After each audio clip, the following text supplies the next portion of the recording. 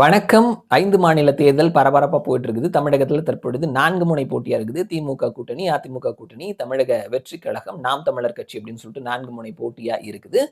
2 கூட்டணிகள் திமுக, அதிமுக ஒரு வலுவான கூட்டணிகளோட இருக்கிறாங்க. 2 பேரும் தாவேகா மற்றும் நாம் தமிழர் கட்சி தனியா தான் களம் காண்றாங்க அப்படின்றத கவனிக்க முடிகிறது. 234 தொகுதிகள், 118 பிளஸ் இடங்களை பிடிப்பவர்கள் வெற்றி பெறுவார்கள். தொடர்ந்து தமிழகம் சார்ந்து பல கருத்து கணிப்பு முடிவுகள் வந்துட்டு இருக்குது.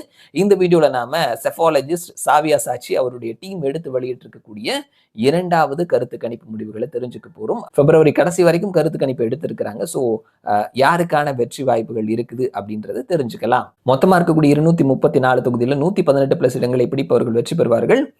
அதிமுக கூட்டணி 96ல இருந்து 116, திமுக கூட்டணி 88ல இருந்து 106, தமிழக வெற்றி கழகம் 24ல இருந்து 32, மற்றவர்கள் 1ல இருந்து 4ன்னு சொல்லியிருக்கிறாங்க. ஸோ யாருக்குமே மெஜாரிட்டி கிடைக்கவில்லை.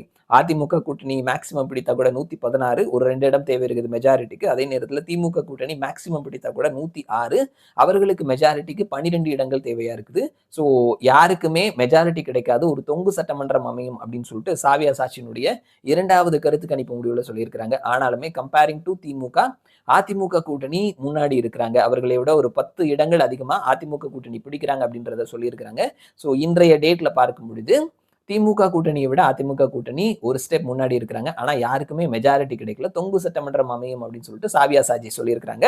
அதிமுக கூட்டணி 96ல இருந்து 116, திமுக கூட்டணி 88ல இருந்து 106, தமிழக வெற்றி கழகம் 24ல இருந்து 32, மற்றவர்கள் 1ல இருந்து 4, தொங்கு சட்டமன்றம் தான் அமையும் அப்படின்னு சொல்லி அறிவிச்சிருக்கிறாங்க. பார்க்கலாம், வெயிட் பண்ணி.